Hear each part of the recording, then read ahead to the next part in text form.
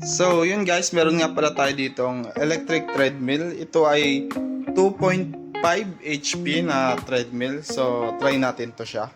So, ayan. Naka-post lang to eh. Pinost lang natin siya. I-start ulit natin. Ayan, 3, 2, 1. So, mag-i-start na siya. Pwede natin bilisan siya. Pindutin lang natin yung itong may plus logo. Ayan. Hanggang 2.5 lang. Kasi yung 2.5 medyo mabilis na rin siya. Pero chill lang rin naman. So, ayan yung 2.5. So, kaya niya yung hanggang 8 kilometers per hour. Ganyan. Ito naka 2.5 kilometers per hour pa lang siya. So kaya niya hanggang 8. Ayan yung speed niya, 2.5 sa ngayon. Then ito may time din siya sa monitor niya. Ayan, na detect distance, ayan. Kung nakakailang kilometer per hour ka na. Sa ngayon 0 pa lang.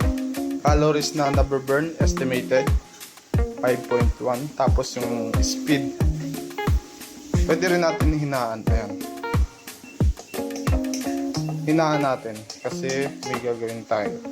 Then pwede mo rin siya i-post. Pag pinost mo, recorded pa rin yung may iwan pa rin yung last distance, kilometer per hour, tsaka yung other details kung saan ka huminto. Then ang maganda dito guys, meron siyang safety features ito. Ikakabit mo lang siya sa damit mo, ganyan. Or sa part ng body mo, i-clip mo lang siya madalas sa damit.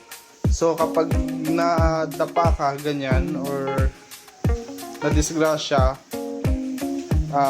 hinaan lang natin. Ayan, pag na-disgrasya ka, once na alis tong yung parang bilog na yan, kasi nakakabit to sa damit mo. Ayan, kusya siya hinto. So, ayan yung kinagandahan dito. Kahit lang siya, home treadmill lang siya. May ganyan siya. Kadalasan sa mga commercial grade treadmill merong ganyang features. Then, napo-fold tong treadmill na to. Itong handle niya, na yan, natitiklop. Tapos pwede mo rin tong iangat. Para kung di mo ginagamit, malaki yung space niya sa bahay niya, ganyan. Space saver siya, ganyan. So, play ulit natin.